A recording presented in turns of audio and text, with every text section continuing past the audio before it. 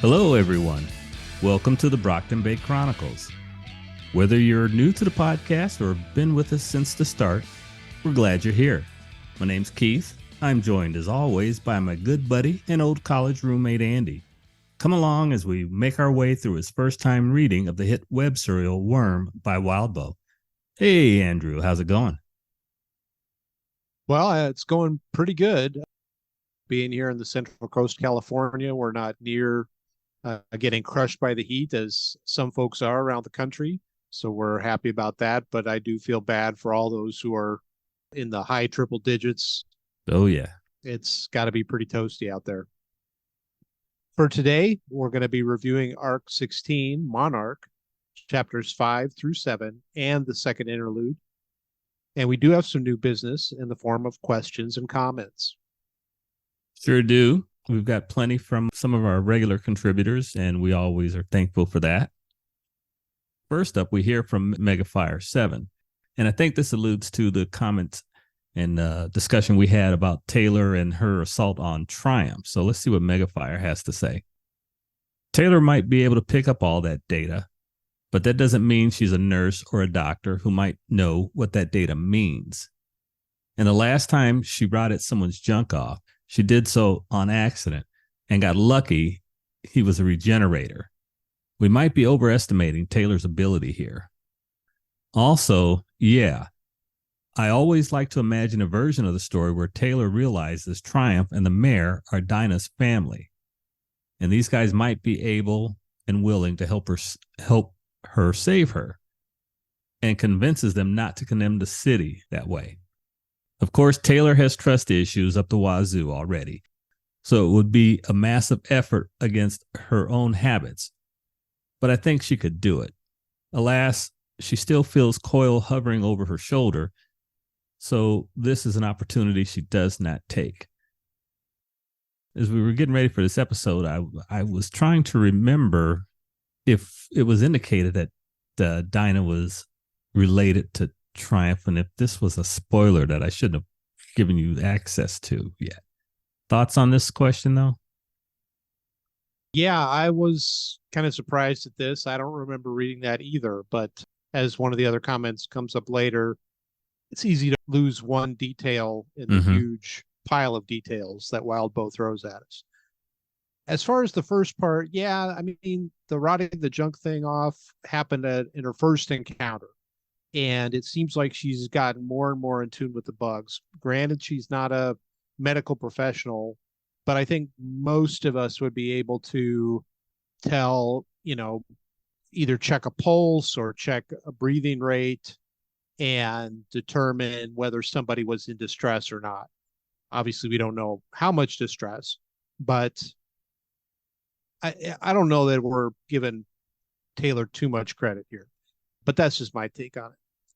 It would have been cool if Taylor could have found a different way to do it and using this information, try to kind of work a deal. But it's a great point by Megafire7 that how would she know that it wasn't some manipulation through Coil in some way? Right. Or something that he was trying to coerce people into doing. So I agree with his point that I think she is really untrusting, and rightfully so. And so it would have been cool to see, but I could totally see where Taylor wouldn't be able to go that route. Yeah, if you think about it, authority figures really haven't given Taylor / Skitter much reason to trust them or take their depend on them. Yeah, I mean, if you go back to Mr. Gladly, or then her principal, and then Arms Master, and I mean the issue with her father, I don't think he was being unbearable or anything like that.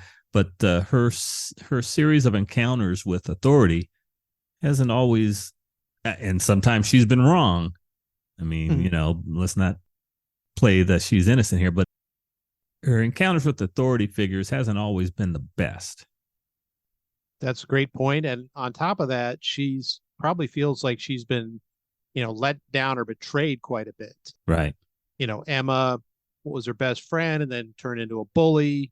her mom died, which wasn't, like a strict betrayal, but as a kid, that definitely feels like a big unfair thing from the universe for sure. Mm-hmm. And then the whole stuff in the medical tent, and trying to when she's trying to get fixed up after the Endbringers, Right. and then the falling out with the Undersiders the first time. So yeah, she's got, as Megafire says, trust issues up the wazoo, but I think wholly justified. Mm-hmm. I would agree. Next, we hear from our good contributor, Freak Circus, and I'm going to take liberties and pull some of the questions or some of the commentary from his statement. And this he starts off talking about how it is easy to miss some of the, with this mass of a story, it is easy to miss some details. So Freak Circus says, don't worry about missing things. The story is immense and the lore complex. It's easy to forget small details. I discovered the story back in 2018, and I'm fairly nerdy about tiny details of it. Yet there's stuff even I'm still discovering. For example, today I learned about Neuter being in the tags of the Alexandria interlude. And moving a little further down in the comment, Freak Circus says, Pigo definitely does some subtle guilt tripping there to push things along. But I see her point as well. The ending of Triumph's interlude also might be one of my favorite chapter endings in the entire book. I look forward to the next episode. Keep up the great work. Thank you, Freak Circus. We appreciate your sticking around with us and giving us the encouragement. Andy, what did you take from Freak Circus' first comment here? Well, he's got a great point, and as far as the tags go, I don't look at those for fear of seeing any spoilers in the comments or anything, and so I'm probably missing out on some stuff there. I can definitely relate to being nerdy about tiny details. I was like that back when my brain could kind of hold all those tiny details. Now that it's a little more brittle, I'm kind of like, all right, green shirt, brown pants, good enough. There you go. Yes. But that's cool that he's so into it, and I think that's one of the neat things about any creative endeavor like this is that it can really draw people in and get them really invested in it and really into it. And even if I'm not diving in as deep, I'm still really enjoying it. And just, it's like the difference between playing a open world game versus a closed world game. Even if you don't explore everything in an open world game, still even knowing it's there is cool. And so knowing there's all these interwoven threads in the story is really neat, whether I am able to follow them all or not. Yeah, once we finish our project here and we get through Worm, you are definitely going to have to go to the Parahumans subreddit and go through there. There are some really talented people posting like fan art and people having deeper discussions about the lore and different characters and stuff. And I really think you're going to dig that once we get through this thing. So make sure you get there, check it out. So. Yeah, I'm hoping to post some of my own fan art at some point. So outstanding. Next, we hear from Vale. I'm so excited you're nearly 10% done with the story. Note, I'm joking. With rereads to come, this is barely 5%, if that. A question for Andy, where Coil indicates to Tattletale that he can circumvent her power. How does that happen? What does he know about Tattletale's power and how it works that he might have figured it out?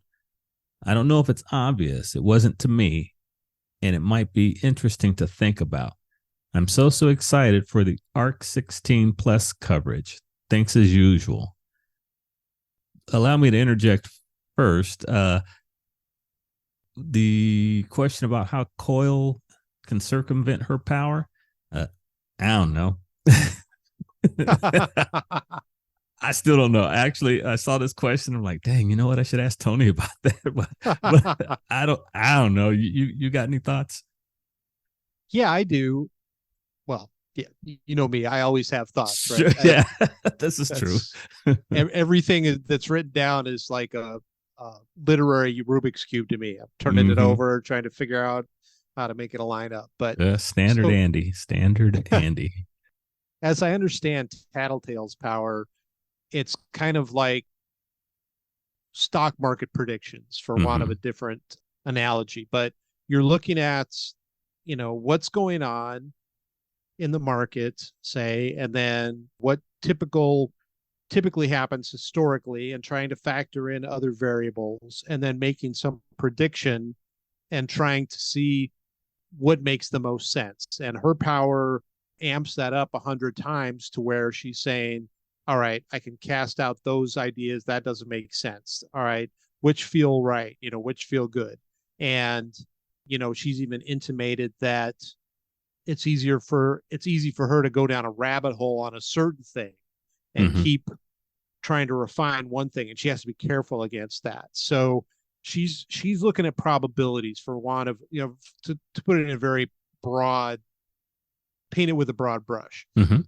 Whereas Coil's power, he's able to, I don't know if you remember those, like, build your own adventure. I forget, that's not the right term, but there were these books where you could read a page and it would say, if you choose to open the door, go to page 16. Hmm. If you choose to do this, go to page 5. And so with Coil's power, the way I understand it, it's more of, all right, I'm going to read two different paths through the book, and I'm going to see where both of them end up. Depending on how much time he has to do that, he could keep refining that in different ways and see how things are going. And so he imagined, Oh, and he's got Dinah there too to give him a probability. So he goes down a path and he sees that the Undersiders betray him. He's like, well, how would that have happened? And then he backtracks, says, well, what if I made this decision? And he's able to see, oh, well, when I made this decision, that put them on this, that put the Undersiders on this path. And so then he's able to say, how could I trick them into thinking one thing and do the other? And he tries a couple other scenarios. And so it's like a bunch of different branches that he's right. actually able to run through. And so he gets to the one where he says, all right, in this branch, the Undersiders are doing this. Tattletale thinks this is happening, but I'm able to not do that. Hmm. So that's kind of how I see it. He's able to actually see what's going to happen rather than trying to use probabilities to predict what's going to happen. Interesting.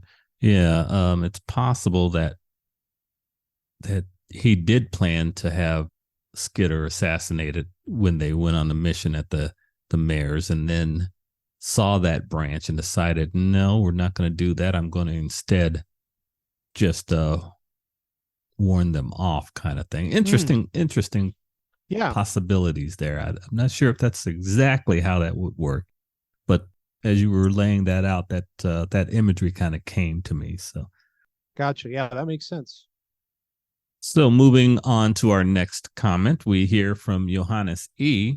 And this goes to our discussion about Skitter's spider silk production capabilities. As for the spider silk production, it specifically mentioned early on in the story that she chose to focus on Black Widows, not so much for their venom, which was just a bonus, but because they produced the most silk relative to their size out of any species in North America. She also specifically asked Coil to ship in some specimens of other spiders she knew would outcompete the widows, Darwin bark spiders, if I recall correctly, imported all the way from Australia, because of course it's from Australia. It's also telling that she could have requested Coil to bring in some of the many ultra venomous species found in Australia, just for good measure. That she chose not to speaks volumes of her focus on utility rather than lethality, which also says a lot about her moral leanings. She may do some sketchy stuff, but there are lines she will not cross, at least currently. Thoughts? I think this is a well-crafted comment, and I think the poster is right on target. Giannis is pointing out that Skitter is trying to come up with tools, maybe instead of weapons.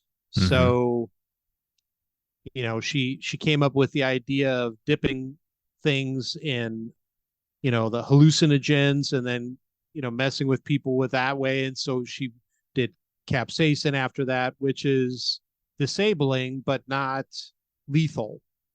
She could have done something much worse. And so I think this is a good way to frame it, that she's looking at tools and what will work best rather than trying to just find what will kill the most people. Wow. Yeah. Imagine if she had a mindset to be an assassin Oh yeah. and what she could do with just a single, I don't know, say a hornet with its stinger dipped in some kind of poison, and then boom, that could be pretty bad. She wouldn't have to infiltrate a building with a swarm and overwhelm people necessarily. She could do it with a single bug and assassinate somebody, but that's a whole different story, I think. Yeah. Next, we hear from Ides of March. Always nice to see this continue. Many of the early drafts of Worm had different protagonists, notably Faultline, Aegis, Glory Girl, and Panacea. I would be interested to hear your thoughts on why Wildbow may have eventually chosen Taylor to be the protagonist. Looking forward to the next episode. So, from what I remember in the Endbringer episode, and I think I even told you about this, Tony had told me that Taylor was supposed to die in the Endbringer arc, and that during, and I've heard people criticize, I'm going to go on a little bit of a rant. One or two people out there, one of their things that they detract from the story, they criticize Wildbow for, is in this instance where he chose to use dice to determine who lived and who died during that Endbringer fight, and that he was prepared for Skitter to die, but she rolled high enough to live. I don't take that as a criticism, but then again, I'm not an author or anything like that. I thought it was pretty gutsy writing, and he was prepared to take the story in another direction had his then protagonist died. So, not being well versed in the lore like, say, Tony is, or some of these other folks, and not knowing that was going to be an option, I just went through the story figuring she was meant to have a near-death experience there, and that nobody else was going to be the protagonist. It was going to be Taylor's story all the way through. But with the little bit of information I've shared here so far in our little project, and with the Ides of March question, what do you think about that? I'll start off talking about the author side of things. And I would like to be an author, and I've got lots of ideas, and I've got some stuff I've written. But one thing that I can kind of validate the little bit that I've done is the idea that characters take on their own life, and they take different paths than you expect, even as a writer. And they take on a life of their own. And so I could see Wildbow, as he's writing, his mind kind of exploding with all the different options that could happen and all the different ways the story could go. And so I don't see the dice thing as a negative. I see it as, oh my gosh, I can't choose. Yeah. There's so many cool ways this could go. So, let's let fate decide. Sure. And so he did that, and Taylor lived, and so he just went that route. I think Taylor is a great protagonist because she's kind of multifaceted, right? She's like a walking moral dilemma. She doesn't know, and she's 15 or 16, so she's just trying to figure things out, kind of on the cusp of adulthood, and then thrown in this weird situation of, all right, I'll pretend to be a villain. Oh wait, the heroes kind of suck, so I'll just be a real villain, but not that bad a villain. Mm-hmm. And then every encounter is kind of like, is this more villainous than I want to be? So I think she's a great choice for the story, and really shines a great spotlight on the idea of how much gray area there is on the moral spectrum and ethical spectrum, Mm-hmm. and that we're all faced with these different choices, and it's just a lot harder when you have superpowers, because there's so much more you could do. You have so much more possible impact. Now, I think Glory Girl and Panacea would have been a great setup as well, because that's a very complicated dynamic between the two of them, and in the family. Yeah. And the powers were really interesting, and really you could just see tons of different options and different ways that could go. But that could have easily turned into like a never ending story. There could have been so many ways that could have gone. So I think that would have been my second choice. I like Fault Line too, though. I also really liked, and I can't remember the character's name, but what was the circumstance we met them? Gregor was the snail, but Neuter? He was in the group with Neuter, and their group was their leader was the owner of the nightclub. Fault Line. She was. That is Fault Line. Okay. Yeah, that's Fault Line's crew. Yeah. Okay, I thought that's who it was, but yeah. So she would have been a great choice too. Mm-hmm. I really liked her character, and definitely could have seen that going on. And I love there've been a number of series where like the quote unquote club owner is the main character, and so they kind of have this lair, but it's also public place, and so there's kind of different things going on. I think, trying to think, wasn't the Arrow TV show, didn't that have? Oh, I never watched Arrow, so I can't give you any. Oh man, you should watch some of that. I like that show a lot.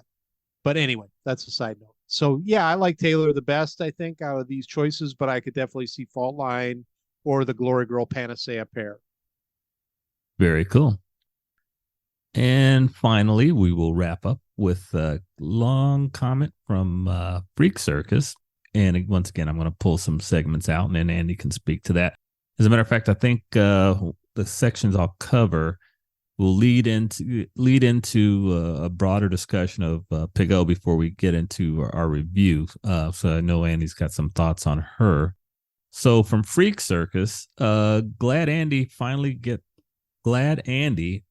to meet the utter horror that is Nilbog. This interlude is amongst my favorites due to how it unravels its horror as it goes on, and a description of everything is incredibly visceral. And a little further down, Freak Circus says, I find director Pig-O to be fascinating. She's not a good person, but she's definitely good at what she does. She's one of those characters that's very easy to hate, but I think Wildbow infused her with just enough humanity for me. Pardon me, but I think Wildbow infused her with just enough humanity for me to not approve of all she does, but get why she does it. And I would agree with that. I think she was an intimidating character for me personally early on. And then I got to see, this is not cool. As far as some of her methods go, they weren't very cool. But nobody's a two-dimensional character. The person I think I mentioned I had the most problem with in that department was probably oh my God, the leader of the merchants, Skidmark. And then you and I had that discussion about Skidmark. But you wanted to touch on Pig-O as a character. What were your thoughts on her so far overall? Well, I think Freak Circus makes a good point. And as I was analyzing this comment, I think my problem with Pig-O is that more of a general problem, and that is that, being kind of a goody two shoes myself, I'm much more upset when someone who's supposed to be on the side of good does bad things Mm-hmm. than I am upset with someone who's on the side of evil and they do good things. It's kind of, well, all right, you're a villain, so you're going to do villainous things. I chalk that up. Right. Maybe along the lines of when we see that a politician or whatever is caught cheating on their spouse, it's like, well, that they're in politics, or somebody in Hollywood or whatever. Mm-hmm. But when it's a pastor of a church, then it's like, hold on a minute. Yeah. You're up there telling us that it's supposed to be like this, but then behind closed doors, you're like that. And so I think that's the crux of my big hang up with Pig O, Mm-hmm. is that she's kind of the wolf in sheep's clothing. She's claiming to be on the side of good, but she's really very ruthless, doesn't pull punches, and is just willing to do whatever it takes, not realizing that pretty much makes her a big hypocrite in my book. And maybe she does realize that. I mean, she seems to have a pretty low opinion of herself, and that anybody in power is going to be forced to make difficult decisions, and it's going to appear as a hypocrisy. She just seems really kind of blatant about it, or blasé about it, and doesn't seem like it, she struggles with it enough for me. But again, that's me just coming at it as kind of from this really goody two shoes mentality. Gotcha. Well, everybody, thank you again, as always, for contributing the questions and comments. Keep them coming. We love to hear from you. And with those out of the way, we are going to move on to our review, starting off Arc 16, Chapter 5, picking up with Skitter and her section of the Undersiders/Travelers team as they discover what appears to be the Azazel mech suit. This was quite the opponent for them to come across. Wildbow gives us a pretty good description of this particular suit, and Skitter is looking initially, using her bugs, trying to find a way in, trying to find some kind of a weakness. And it doesn't appear to be any, does there?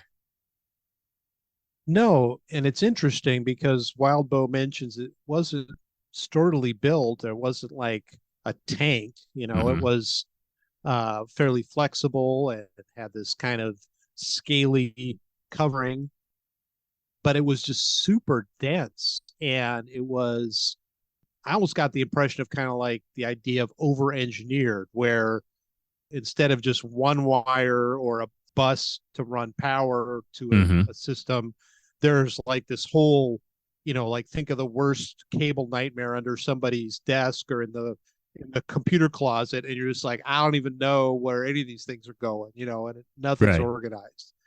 And that's kind of a brilliant way to make it difficult to sabotage, because you don't know which wire to cut. They're all going everywhere. But it also is interesting the way Wildbow points it out, that it's almost like an organic setup. So that, if you think of like any part of the human body, all right, yeah, here's an organ, but as you dig into it, there's all these different layers and all these different interactions, and it's really hard to know, all right, if, like in a muscle, if this fiber gets cut, is that okay? Is the muscle going to be okay? Or is that, like a load bearing member in a house, and then the whole muscle isn't going to work right? So yeah, it's an interesting way of describing it, but it's kind of brilliant to foil the bug intrusion tactic. Skitter comes to a realization here. I want to read this couple of paragraphs here, as she's beginning to understand, or as she believes she's beginning to understand what Dragon has done. At first she's kind of in awe of how quickly she and Armsmaster threw this thing together. And Wildbow writes here, it put everything in perspective. The machines she was using Half of them drew on ideas I'd seen other tinkers put to work. The drone model had used Kidwin's anti-gravity generators and Armsmaster's ambient taser. The wheel dragon might have used the same theories as the electromagnetic harness Kidwin had been packing when we attacked the PRT headquarters.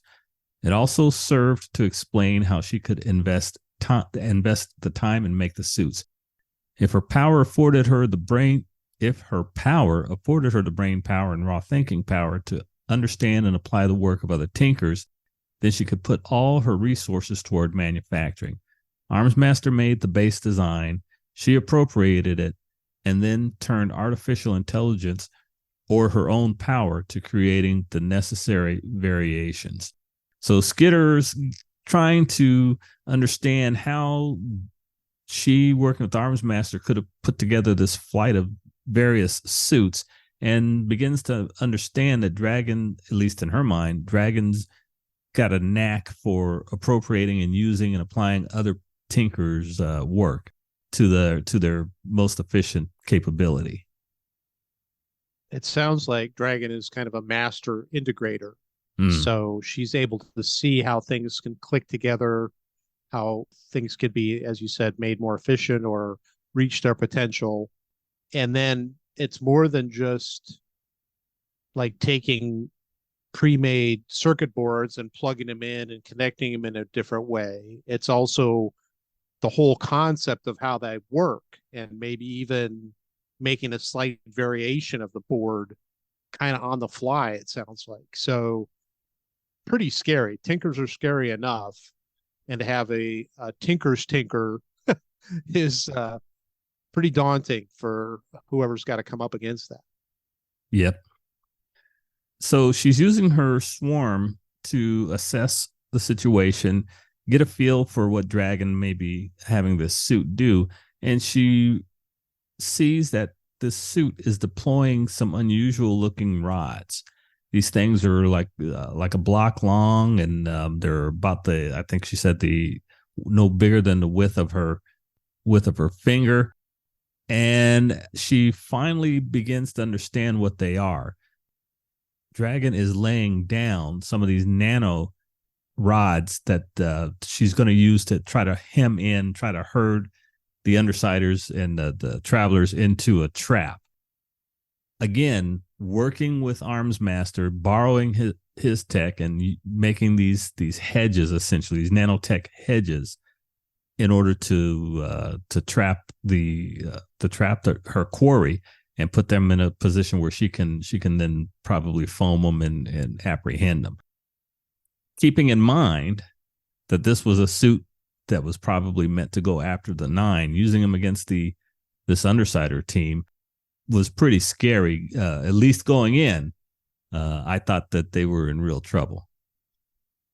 Definitely, and the Undersiders, Regent makes the point that it's supposed to be non-lethal, and these things are, definitely have the potential to be lethal. But it's kind of like a power tool, right? If you use it correctly, and if it has safety cutoffs, then you've got to really try pretty hard to get hurt really badly. So True.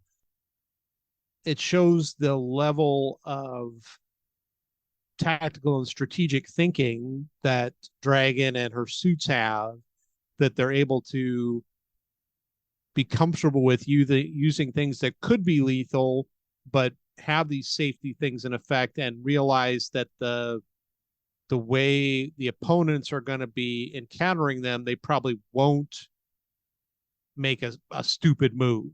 They'll want to preserve their lives, so they're not going to run into a nano blade basically and cut themselves in half. So Skitter also sees that the drone deploying suit is coming in the area, and she comes up with a pretty smart way to avoid the situation, to keep them from getting hemmed in. Now, she's on Bentley's back, and we know that Bentley is the big bulldog in his big beefed up form there.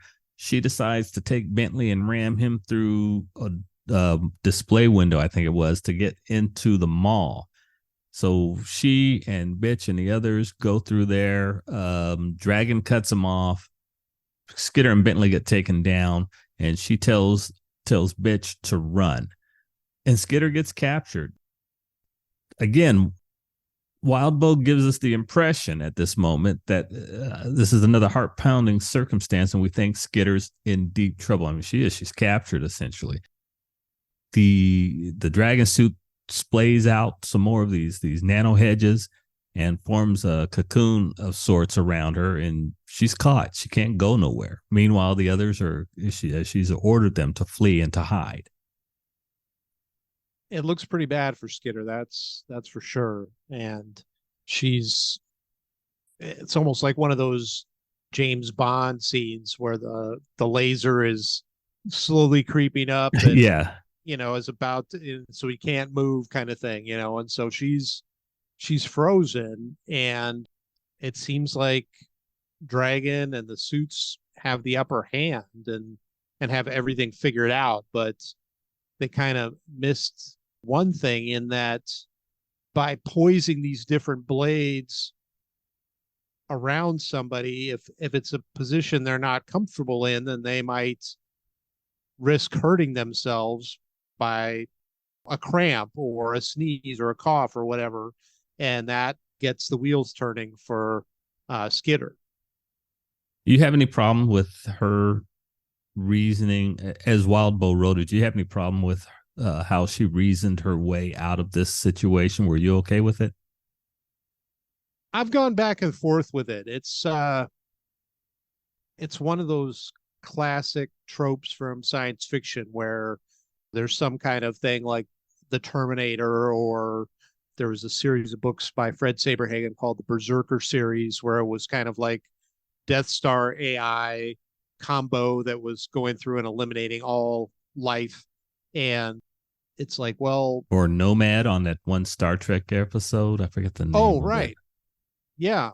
Yeah, like that. And so the basic, or even, I don't know if you read the Stephen King Gunslinger series, but no, but I'm familiar with it. They ran into a train that liked riddles, and they tried the paradox thing with it, and it eventually worked. So there's always the question with artificial intelligence, if there are things that can be posed to it that it won't be able to fit into its limited worldview, and whether it's able to survive the ambiguity of things. And so Skitter finds a way to create a situation where the dragon suit can't know for sure that it's not causing a lethal incident to Imp. And so it's caught in a conundrum then. It can't know for sure that Skitter is lying, and its prime directive is to not be lethal. And so it's caught in this conundrum. I like it. I think the judge will allow it. All right, then, Your Honor. All right, sounds good. Skitter's a little irritated because she sees this as the deployment of these nanotech hedges. She sees this as the use of potentially lethal items against them. Now, I mean, this from she who is using bugs as chemical delivery systems, but we're just gonna let that slide. So she does. No, we're not gonna let it slide. We're gonna talk about it every time I think about it. So.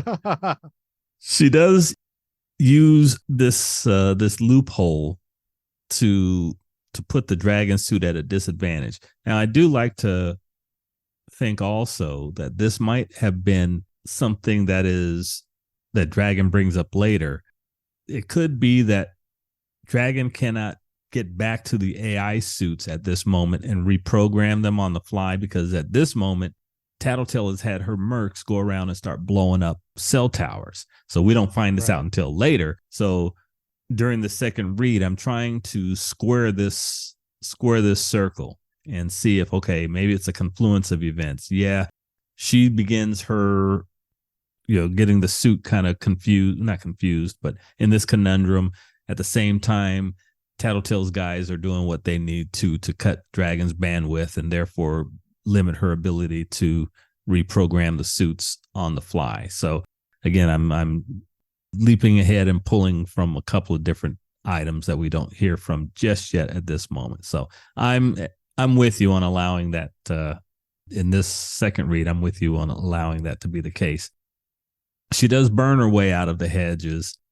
The suit throws a grappling hook at her, catches her, and then runs out of battery juice, and that's it for that. Yeah, I think the cell tower thing is a great point. So any programmer of a kind of mission critical system would put in warnings and would send out notifications if it encountered something it hadn't expected. Mm-hmm. And there would be intervention by an operator of some point, some type at that point. And so the fact that the cell towers are down, Dragon might have got the notification and, like you said, just not had the bandwidth to go in and deal with it. Right. And, step in. So I think that's good to catch that. But I think, yeah, it worked out well and they were able to stop it. And then they had that one kind of out of commission. And Sundancer came in and, well, that was it for that suit. Yep, it's slag now. Yeah, so she pulls it off. She frees herself. She informs the rest of the team when it's safe to come back to the mall to pick her up. As you said, Sundancer melts this thing down. At first, Regent had Shatterbird pummeling it with a glass sphere. The team heads on out because as of that moment, they think they've still got additional suits to deal with. They get a call from Tattletale, and Tattletale springs some really good news on them. Yeah, you can't ask for better news than this. All the suits are leaving the city, and it looks like they won. Yeah, they were able to cause enough damage that they decided that they got to come back and fight another day. Yeah, the lawful good guy in me is like, at first I'm like, all right, the team won. And then I think about it, like, oh, great, a bunch of villains captured the city. Oh, yay. Right. But to the point we made earlier, I mean, it's not altruistic by any standard what the Undersiders and Coil are doing. Right. But for the average person, their life is getting better. And it's more than the government and the protectorate were doing to try to improve people's lives. So it's kind of, well, yeah, it's not optimal, but it's, the old, if you're sinking in quicksand and somebody throws you a snake, you're probably going to grab it. Right. Yeah. Yeah. And so, yeah, they have a talk with Tattletale. She informs them that, as you said, about the suits pulling out of town. They've captured the city. Coil tells the team, hey, stand down. No costume hijinks for the next several days. If I get word that you're out and about in your costume doing mayhem and being mischievous, I'm going to fire you. And that's that. So here we have this group of teenagers who are working for this supervillain who have shamed the local heroes, defeated one of the most villainous groups and vicious groups on the planet, and outthunk the most talented tinker on the planet. Not bad for 2 months worth of work. And for a bunch of teenagers. Exactly. Yeah. It really shows that if you get the right group together and they're able to work together, they can do amazing things. And, as you said, the lawful good side of me is like, well, why couldn't Wildbow have written it so the heroes were the great team, but that would have been a totally different and less dark story. So right. Not everything can be Disney, right? Exactly. So the only thing that makes Disney palatable sometimes is that every once in a while you get a story that's anti-Disney, and then you're like, oh, okay, good. Well, I'm glad the good guys won in this one, because remember that other one, the good guys lost pretty bad. So I hear you. And we move on to chapter 6. At this moment, Imp wants to throw a party.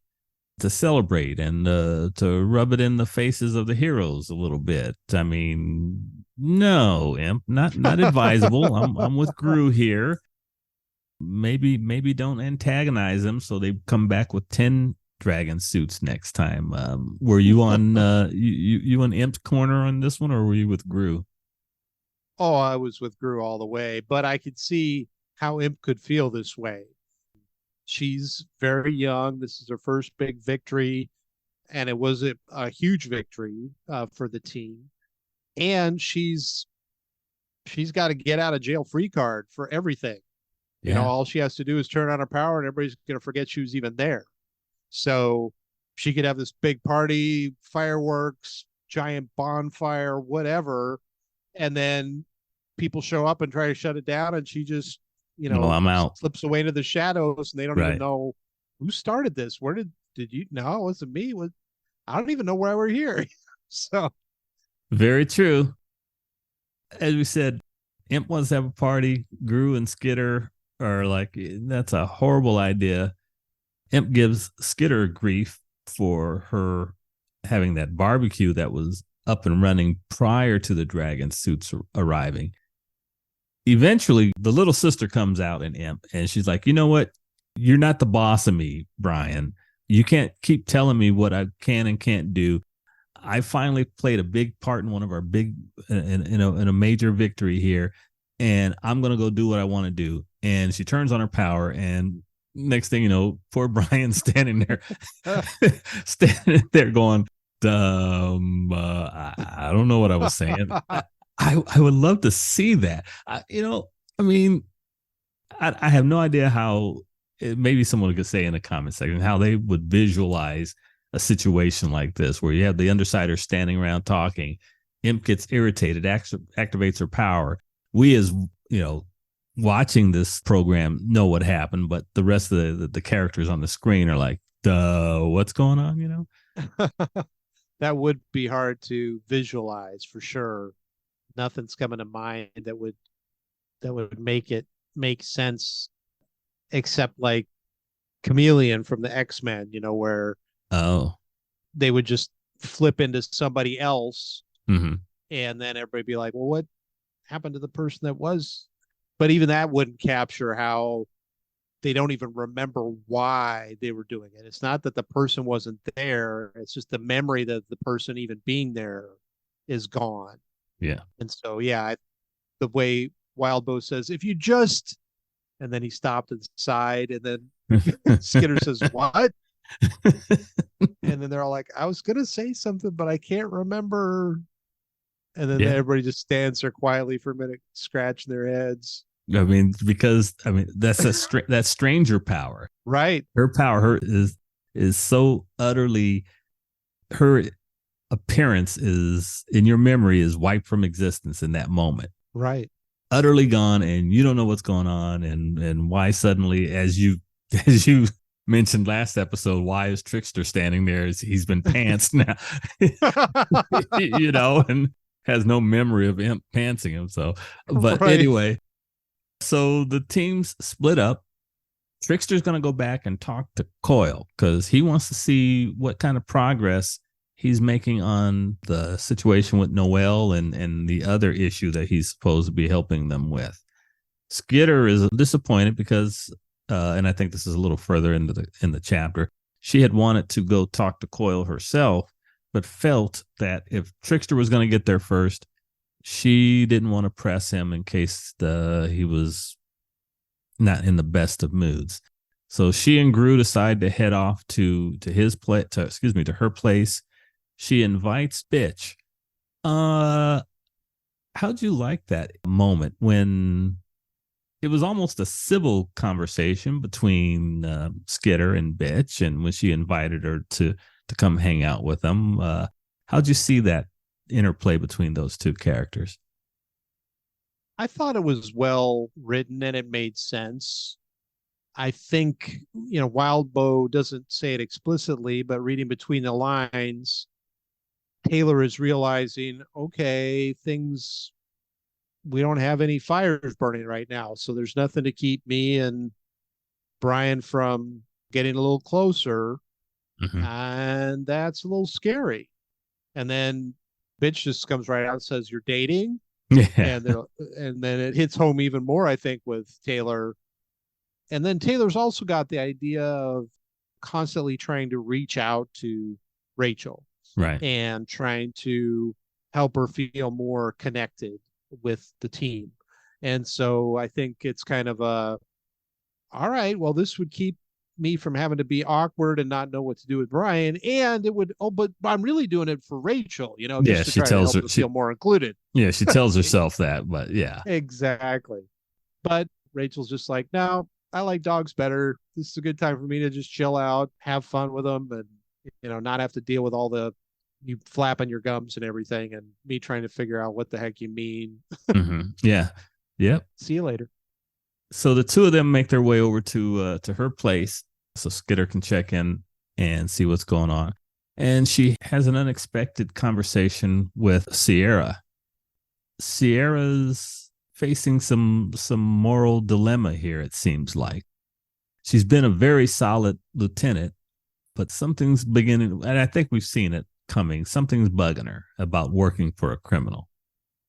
And I thought this was well put together the way it showed the difference between Charlotte and Sierra, in that Charlotte got to kind of be the behind the scenes, but Sierra was having to be more of the face of the organization, if you Mm-hmm. will, while Skitter wasn't around. And so there's definitely kind of guilt by association, I think, and that's weighing heavily on Sierra, that she doesn't like being the mouthpiece, if you will. And, she's probably seen people cringe around her, or just it's got to be a really awkward spot. And if you're not bought into the whole, I don't know if you'd call them lawful evil, Mm. but the way that the undersiders have a code they're following, but they're not, afraid to get violent if they need to. If you're not comfortable with that, then I could see where this would be a really tough spot. And Sierra is definitely, as you said, on the horns of a dilemma with it. Yeah, her concern was keeping her brother safe.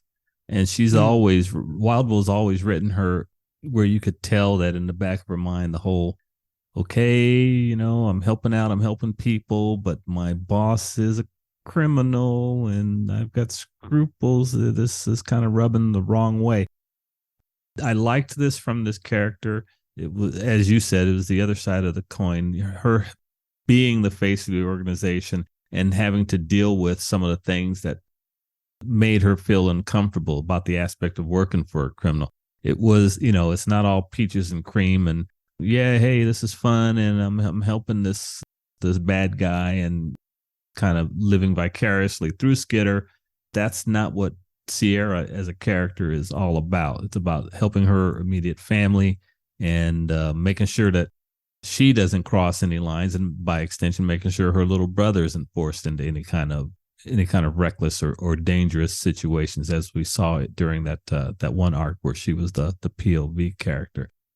I like both of them. I like Sierra and Charlotte. Yeah, I think they've done an amazing job. I can't imagine what it would have been like being thrown into that kind of situation with everything that's happened in Brockton Bay and in their lives in particular. And I think they've really stepped up. But yeah, Wildbow has kept Sierra true to the way he wrote her from the beginning. And now that things seem like they've settled down a little bit, it's natural to kind of say, you know what? Yeah, this isn't cool anymore. Yeah. Skitter tells her that, hey, I'm going to be operating from behind the scenes for a little bit, for a few days. And that's where they have that talk about possibly Sierra leaving Skitter's employ. We don't know. We're not told what happens there. Do you want to venture a guess as to whether or not she leaves? Does she take off? Does she stay away permanently? I'm guessing just the way that the story has gone so far, that the way they're all expecting another shoe to drop, another shoe is going to drop. And then Sierra will feel like it's too dangerous to leave.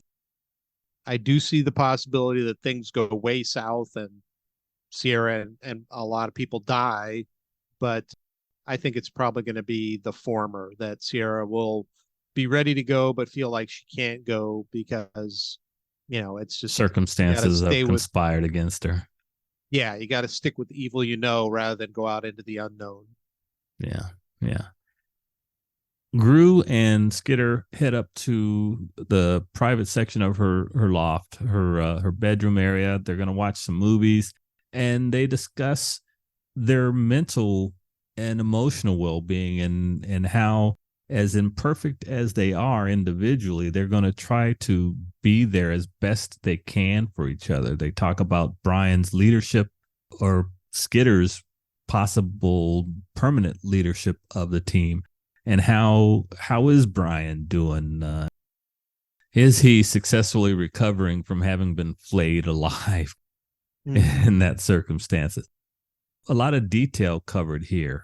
Their relationship, relying on which members of the Undersiders team can help them emotionally, and can Brian get over the guilt of doling out leadership to Lisa and Taylor? Good stuff all the way around, I thought. I agree. It was interesting insight. You don't see that a lot in kind of superhero type movies where it's kind of, all right, I've got to take a step back, or maybe I should, but I don't want to, but how's that going to work? So I thought Wildbow wrote this really well. I do need to take a step back though, because I had to chuckle over Skitter and Gru kind of talking about which one was more intimidating, and how that made it hard for Gru to recruit people, and Skitter kind of acting like Ant-Man, just be like, hey, but I'm scary. Hey, but what about this? And I'm just getting this mental picture of which is more scary, a 15-year-old little girl in a cool looking suit with some bugs, or this much bigger, older, scary looking guy with this huge black cloud around him. And it's just, how can you even have this? Are you serious? So I thought I just had to chuckle at that. He puts those moments in there, and they add to the story, and in each circumstance they are believable, coming from a particular character. Aisha having a fit at her brother being overbearing, Alec keeping it real when it comes to the end of the world, and then Taylor having a moment of, hey, I am too mean, I am too intimidating. I like those moments that Wildbow does throw in there. Yeah, I agree. They do come to a meeting of the minds, and it's like, hey, as I said, we're a couple of imperfect people. We'll just be there for each other as best we can, and we'll see what goes from there. Okay.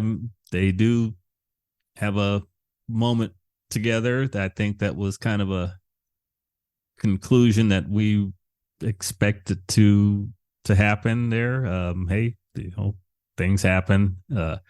And so that takes us on into to the end of the chapter. And we move. Go ahead. One more point there that I thought was pretty funny was when Taylor wanted to turn out the lights, and Brian just plunged the room into darkness, but he could see. Right. And Taylor was like, "That's not. That wasn't the point."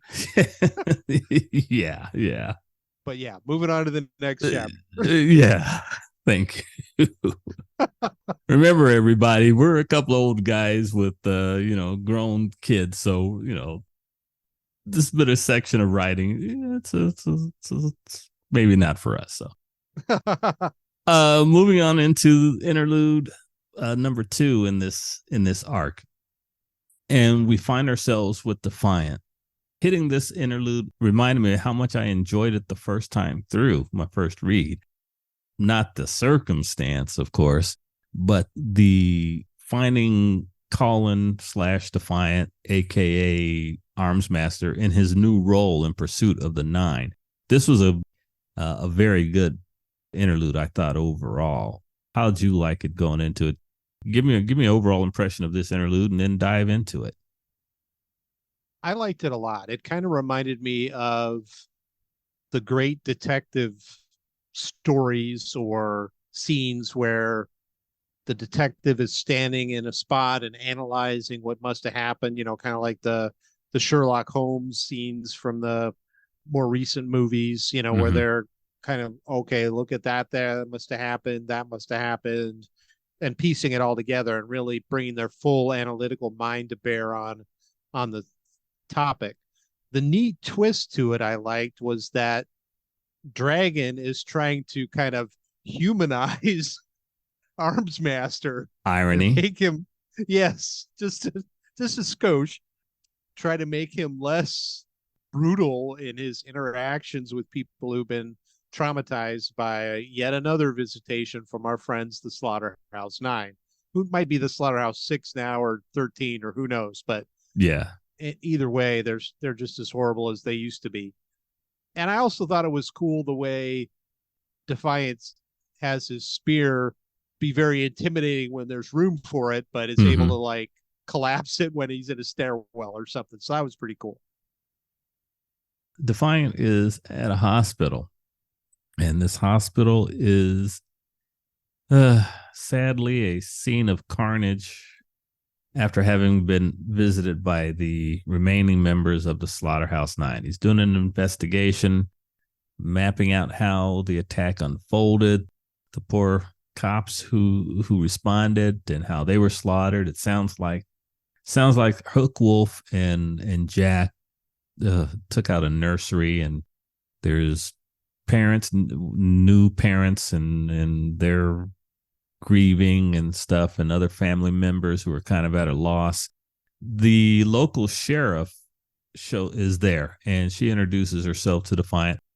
You know, I will say this about Wildbow: he has a way of writing a character that can make me like them almost immediately, and this sheriff is no exception to that. After watching her interplay with Defiance, I really like this sheriff. I do as well. And it reminds me of a lot of the, unfortunately, too many hours of cop shows I have streamed over the years where you've got the main characters come in and they've got to deal with local law enforcement. And you've got those characters like this one that are, they acknowledge that they're the local authority, but they don't know it all. Mm-hmm. And they want to work with the people coming in. And then you've got the other folks that are, oh my gosh, here come the feds. Why are Yeah. they in the middle of this? I'm going to resist them. I'm going to keep information from them. And you end up hating that person because it's like they're just trying to help. And so this sheriff was really well written. And, I think it's great the way Dragon keeps Defiant from making the sheriff feel even more horrible about the situation. Yeah, and we do a little later in the interlude. Defiant does thank her for being in his ear because he realizes how badly he could have messed that interaction with the sheriff up, messed it up without her guidance. And the subtle suggestion here: keep the conversation on track, stay focused, don't assign blame. Even though when he was talking to the sheriff, he wasn't delivering blame by any stretch, but it could have come off had he continued. It could have come off that way had he continued thinking and just delivering his responses to her in that particular fashion. So we see that Defiant is slowly and surely turning himself even more and more mechanical. Dragon has a direct interface with him, and they're making a pretty effective investigative team. Definitely. Yeah. They're, as you said, it's ironic that the roles that they take at times, but Mm-hmm. I think they are a great team. One thing I'd like to jump back to, though, is that the idea of the Slaughterhouse Nine recruiting people and that there were a few parahumans in the area. Yeah. And Damsel of Distress is one that is a local villain. They think, well, she wouldn't be useful to them because she has very little control over her power. And Defiance says, well, that might make her a prime candidate. Yeah. That's one of the things that the Slaughterhouse Nine likes is mayhem. That just who knows what's going to happen. She might blow up the door or she might blow up the building. And so I thought that was an interesting aspect I hadn't really considered, that kind of a wild card parahuman might actually be more appealing to the Slaughterhouse Nine. Defiant takes the sheriff through how he thinks the attacks went down, and it's so depressing. I can visualize this as Defiant is relaying this to the sheriff, and as usual, Wildbow's writing is such that I can kind of see this in my mind's eye, and I'm just thinking how horrific this must have been. And as we said, Dragon being in his ear helps him handle the conversation with her, and the sheriff's like, well, just promise me that you'll catch these guys and take care of business. To which he says, we'll definitely do, we'll do our best. He heads back to the suit. Yeah, the mech suit that he's flying in. The Pendragon, I believe it is. Just a neat sounding piece of transportation. It's the size of a small commercial jet, and that's his home away from home. They're a pretty cool sounding deal. Yeah, it's almost reminding me of like the mechs, where you have one thing going inside of another thing to pilot it. But it's interesting the way Colin starts talking about changing himself some more, and Dragon is kind of like, well, don't go mannequin on me here, Yeah. And Defiant tries to come back and say, well, I'm just trying to improve things. This doesn't feel like my own body anymore, and I'm trying to analyze why and try to come up with improvements on it. So, but yeah, then they're trying to think ahead, like the Slaughterhouse Nine. Let's not go to the next town. Let's go a couple towns down the road, Right? Because they may skip down a little bit. And sure enough, it looks like they're on the right track. Yeah, and actually, the Uther is the name of the vehicle that he's piloting. Uther Pendragon. I knew what you meant. Yeah. Yes. Thank you. I had a question before I. Okay, so I had a question, but it seems to have slipped my brain. So I'm going to move on there. They've paroled Colin for this mission, and Dragon has a set of rules. And one of the things that comes up during their conversation is that as he's analyzing where the nine, he's getting in their head, trying to figure out their motivation. And Dragon points out, hey, this is the kind of thing that I'm supposed to remind you, the kind of habit that I need to remind you not to get into. The two of them have a unique working relationship, you could say. She's not so much a jailer as just a partner / conscious. It is a really interesting dynamic, and it gets even more complex as this chapter unfolds. But there's always been kind of a mutual admiration from the beginning. These two kind of bumped into each other and were interacting on the Endbringer stuff. Yeah, and that has grown, and they've seen that they have a good synergy. They can play off one another, and even in some cases take an opposite role that you would expect. But yeah, at the core of it, in order to make this happen, there had to be some guidelines. right. It's kind of like, all right, Defiant / Arms Master / Colin, you're on probation. You've got the world's most technologically advanced ankle bracelet, and there are certain things that it's going to be enabled to do to try to keep you from going south.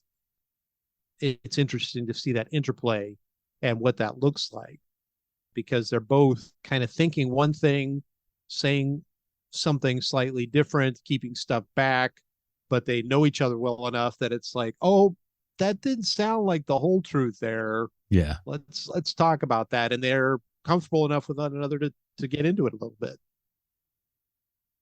I want to give, again, praise to the Worm audiobook project, the team that the guy Rain put together. While I really enjoyed the work that the team did as a whole, there are standout segments for me. I think I mentioned to you, one of them was the Brutus interlude. This is another interlude where The guy who did the reading did a wonderful job bouncing back and forth between Arms Master and Dragon, and even earlier on, adding in the sheriff character. Just once again, hats off to the team that did the audiobook. As we move further into the interlude, they're discussing their mission. Arms Master is going to make some adjustments to his prosthetics on one of his legs. Dragon wants him to look at her code, or he wants to look at her code, I should say. And when he's digging around in there, he makes a pretty interesting discovery. Kind of a pretty big one at that. I was shocked. Yeah, this was quite the twist. But it's interesting the way that it plays out, and the way. Yeah, you're a programmer. How did you like that? It was really well done, I thought. This is something that's fairly common in programming when you're trying to debug something or figure out a root cause of something, is you keep going back to different versions of the code and trying to say, well, when did this get introduced? What happened and how did this happen? And they keep playing this game of going back and forth into different versions of Dragon's code. And Colin/Defiant, is the first to admit he's not anywhere near Richter in as far as programming goes. He's just able to kind of look at things and see this doesn't look right, or this seems a little strange, or whatever. But yeah, he just kind of blurts out, "You're a tinker." And Dragon's like, "This isn't a revelation." But he also says, "You're parahuman." And she's like, "I'm not even human. How could I be parahuman?" So this was a wild, very out of the blue kind of thing, but very intriguing. I'm very interested to see where this might go. Think back to our conversation when we had our special guest on board, Tony, and you asked the question about non-human parahumans. Sure enough. Okay, here we are. It could be. So I thought you'd get a kick out of that, because he was kind of vague, sufficiently vague in his reply to your question. Didn't go the way I expected it to. That's for sure. So these two, they've got the flight of the remaining suits. Oh, right. Bouncing back. He was suitably upset that the Undersiders wasted her suits. Oh, and I can't forget this. Let's talk about the acceptance on his part that he may have misjudged or assigned malice to Skitter when it wasn't appropriate. And so he kind of took responsibility, possibly in an offhanded kind of way. He accepted responsibility for having misjudged her character, and she did what she did, but he might have been a little rougher than was appropriate with her. Yeah, and he, Dragon tries to point out that, hey, maybe you did some things that you were judged harshly on, and it's kind of like that. And he's like, no, I wouldn't put it like that. Yeah, that was interesting. And he also touches on this during the chapter, that he tends to be hyper focused, right, and efficient, and just like a rat terrier, and that can cause him to lose sight of the human factors involved. That not everybody's going to be like that. It can be good when he's on a mission, but it can be bad in situations like trying to talk to the sheriff. You've got to kind of factor both things in, and he's not strong in those empathy type areas. He doesn't have real good EQ as opposed to maybe IQ. Yeah, actually, and I think back to it might have been that Arc 7 when Miss Militia, her interlude, and as she was thinking to herself, comparing herself to then Arms Master, about how she was better at the personnel aspect of managing the team, and that she was a good lieutenant for him. He had his strengths, but as you were saying, personal relationships and personnel management may not have been that. And this seems like a good callback to that earlier conversation or internal dialogue she was having. Definitely. And it might even play into why Mannequin chose him as a possible candidate. It's like, well, you don't have that much in common with the common man as it is. You tend to be this kind of super ambitious, focused person, and you're willing to just do whatever it takes to win. That's not that far from being ultra ambitious and winning and putting everybody in second place, which is kind of a villainous type trait. You want to be the one with the most money, or you want to possess everything or whatever. So yes, we're well enough into the story that these slight callbacks and things like that, these echoes, when they pop back up, I appreciate them when they do pop back up, when these little echoes, these motifs reoccur. So we're pretty far into the story, and when they come back, I like to see them. As they're approaching their destination, Defiant's like, hey, we've got this data here. I want to make some records and make sure that they're available to someone else in case I die, in case something, as we attack the nine, something goes horribly wrong. Dragon tries to dissuade him of thinking in those terms, but he's like, hey, I'm just keeping it real. I could die. And we have here in your code a possible look at the actual happenings of a trigger event. And then they talk further, and he's discussing, hey, we may be able to replicate them or understand the source of powers. And as he tries to copy this data to the PRT network, she shuts that down and says, hey, when we get done here, remind me to talk to you about Cauldron. Oh man, yeah. Dragon's aware that there's a fox in the hen house, and she can't outright disobey the law of the land, but she's not going to hand stuff to him either. So that's right. And that takes us to the end of the interlude, and we move on to chapter 7, which is the final chapter we'll cover in this episode. It's the next morning. Coil has the city in Taylor's territory. She's using her insects a little bit, and she's noting to herself all the construction that's going on, bulldozers and pile drivers and lots of people working in the area. She and Gru get up and have breakfast. They decide they're going to take a stroll around her territory uncostumed to see what's going on. And then Taylor's going to head out to meet with her dad, because this is the day that they had said they'd try to meet and get together and maybe have a meal. What did you think about the morning after and this assessment? She can't find Sierra anywhere, so there's that. And she's still thinking about, this is where she thinks about not wanting to hassle Coil about the whole Dinah thing. Thoughts on this section of the chapter? I think it's a good little segue. Things are returning to as close as normal as they can. They're trying to follow along with what Coil said, lie low, have normal life. You still have, weird things where Taylor's using bugs to give her all kinds of information and stuff. And Brian points out, flies on the plates before breakfast is not real cool. Well, they were on the edge, and they're from a Tourette's. They're flies, Taylor. Gee, exactly.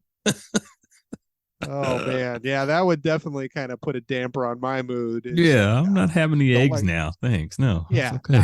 No, I'll grab a McMuffin on the way. I'm good. But then they head out and do their thing, and so I think it's a good segue. Taylor heads home, and when she gets there, wow, her brain. I mean, she's a villain. Okay, so she gets there. She's approaching. She discovers cars in the driveway. One of the car doors is open, and immediately she's thinking about maybe this Coils guys and how am I going to attack them? And oh wow, it's not that. It's my dad's friends. She's rewired her brain to think that every circumstance where there's a potential threat. I mean, it has its upsides and its downsides when you're living a life of villainy. But I mean, come on, Taylor, you're just going to your dad's place.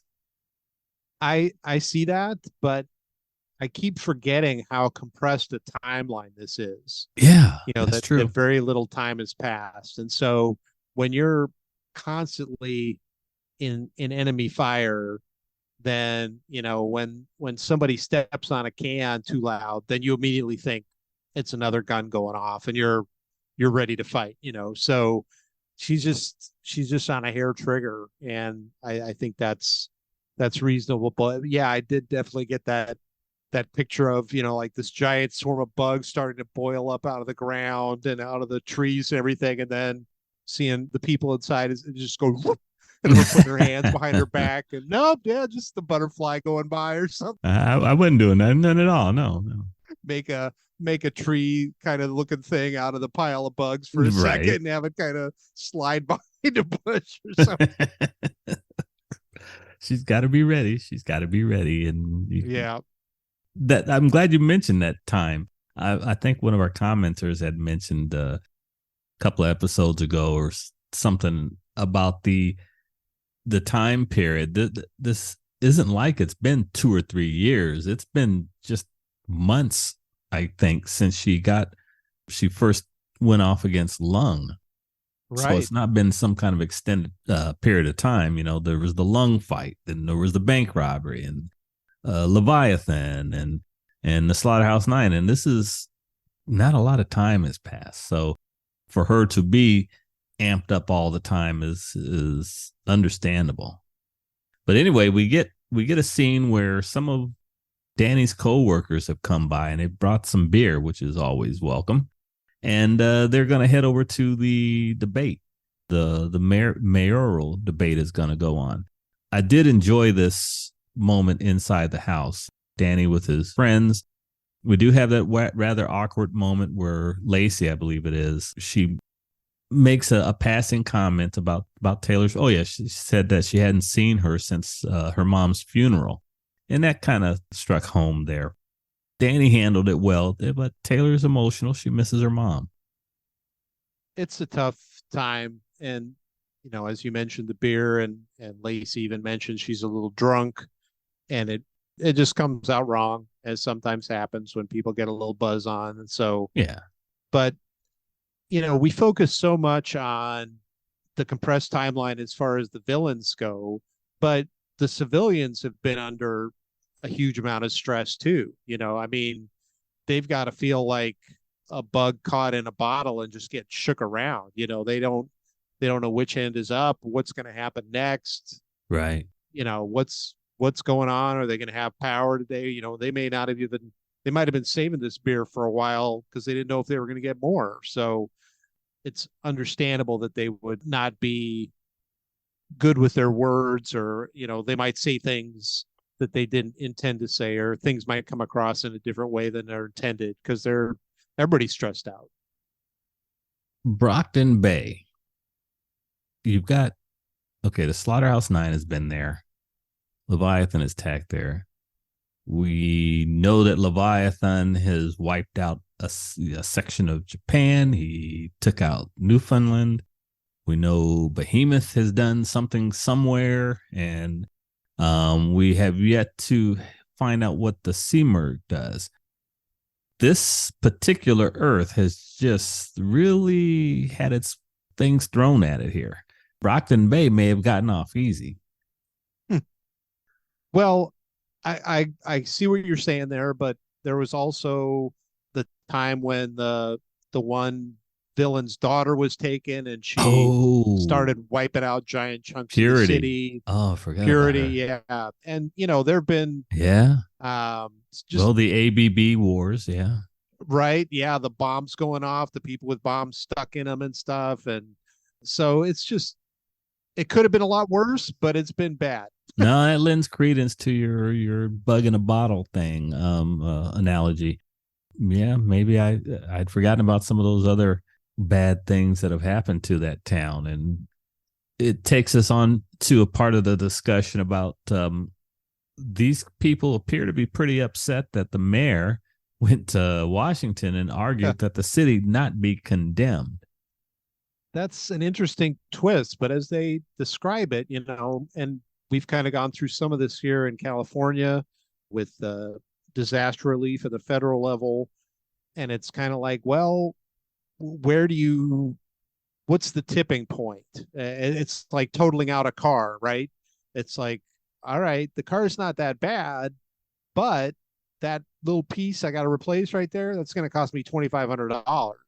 And the car's worth $2,300. So it's worth more to that than that to me as a transportation. It still works great, but I see where from an economic standpoint, it's like, yeah, I mean, yeah, we've got roots here. This is our home, but yeah, Taylor touched on it in that attack on the Protectorate, where it's like there's plenty of bugs. There's lots of it's a target rich environment for her to pick up bugs. So that's not a good place to live generally. And if you got a chance at a federal bailout, then maybe it's better to just cut and run. They talked about the water in the streets and buildings falling over and vermin, and so I get where you could come to that conclusion that maybe it's better to just pave it over and move someplace else. You like Wildbow using this as a vehicle for Taylor to hear from average civilians who are on the other side of essentially her escapades, because it was her attack on the mayor that got him to change or to yield to Coyle's demands. And now you've got folks who wanted to take that federal bailout from the Endbringer Fund. And the mayor went to Washington and argued that the cities should be saved. Did you like Wildbow holding this mirror up to her this way? I didn't really think of it that way, but that is a good way to frame it. I was thinking of it more of a lot of the dilemmas that Taylor has faced have been internal struggles. But this is showing that those kind of struggles happen at all levels, where very few things happen in a vacuum. Right. And then there's no consequences. So it may seem like this is the better way to go, but other people are going to probably disagree, and they may have a valid viewpoint on it as well. So I don't want to get into political stuff here, but there's things that have happened where, if you're going to think critically about stuff, it's like, well, yeah, this was the choice that was made, and I agree or disagree with it. Mm-hmm. But there are valid reasons for this other aspect of it too. And so, yeah, you can get that in family relations as well. So, yeah, exactly. Yeah. And so the idea is that we would all like things, and we've touched on this, and I think Wildbow is trying to point this out too. We'd all like things to be either on or off, binary choice. It's right or wrong. And very, very little in our life is, especially as you get to more complicated situations. There's rarely an easy answer. If there was one, somebody would have done it already. True. And so the hope is that the people with the ability to make an impact and have a positive influence on a complex situation, that they would do that. And Wildbow points out that people are people, and a lot of times they just take the piece of pie they can, and they don't really worry about what's going on with everybody else. Yep. As we're moving further into the chapter, we discover that Taylor's missed a birthday. She's 16. It happened, I believe, this transpired the week she was out fighting the Slaughterhouse Nine. Happy birthday, Taylor. Wow. Yeah, I've missed some birthdays, but I've never missed my birthday. But yeah.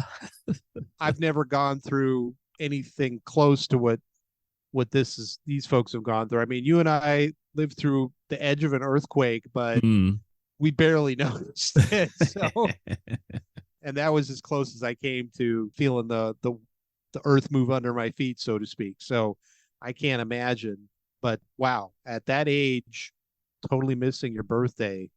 Yeah, being so wound up in fighting evil, right? That that completely goes by. Right. Sad, but things happen. So the group is getting themselves together. They're going to finish off their beer. I like the conversation about, okay, how are we going to handle this? Are we going to go in there like drunken louts and immediately start harassing the candidates, or are we just going to play it cool for a little bit? Very cool scene there. You can tell just from this interplay between the characters that these people like Danny. They come across as respecting him. They enjoy being they're coworkers, they're friends. And I did like that. It gave us a chance to see Danny among his contemporaries. That was cool. Yeah. And very normal life. Right. It kind of gave a little like in the midst of this chaos, life goes on and people are doing what they need to do and having a beer when they get a chance and, making jokes about being mildly disruptive. And Taylor's thinking, well, I could just release a bunch of capsaicin bugs and we could really, really stir things. Yeah, they will really have a party going. As we're heading toward the end of the chapter, the group gets to the site where they're going to hold the debate. They settle in, and Taylor notices something via her bugs. Armored vehicles show up outside. Limousine pulls up, and stepping out of the limousine comes Coyle. This was a pretty spine-chilling event here. She can't. Well, at this moment, this is a pretty darn good cliffhanger that Wildbow is leaving us on. She's seeing Coyle via her bugs. Her dad has no idea what's going on, and she's trying to keep her face under control. What is she going to do?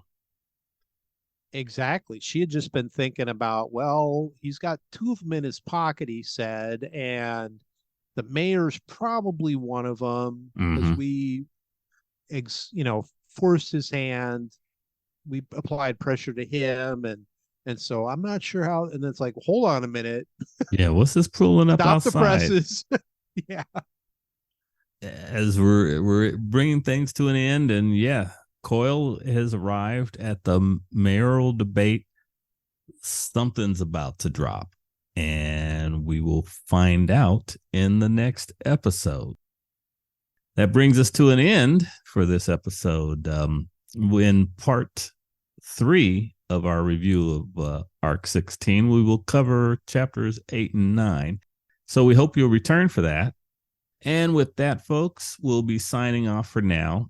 Thanks so much for being here with us each episode. We really appreciate you joining us. Don't forget to share our episodes with your friends. Let folks know we're here.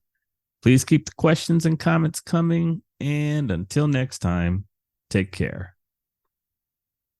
And if I can ask you all just to spare a little moment to consider the agony that I go through when I get to this cliffhanger here and I have to stop reading. This is not, I'm usually the kind of person that would stay up till 3 a.m. because I couldn't, oh wait, that's going on. What's going to happen now? And instead I've got to just, basically have Dragon freeze my computer and say, nope, don't look any further. So spare a moment, light a little candle for me, have a little memory for me, but I'm really enjoying it. And I'm glad you're here to listen to our goofiness. Thanks for joining us in this video. We hope you'll like, comment, and subscribe. If not, thanks for stopping by anyway, and we hope you'll return. Music is by the band YYNOT from their self-titled debut CD. You can find more information in the link down below. Catch you later.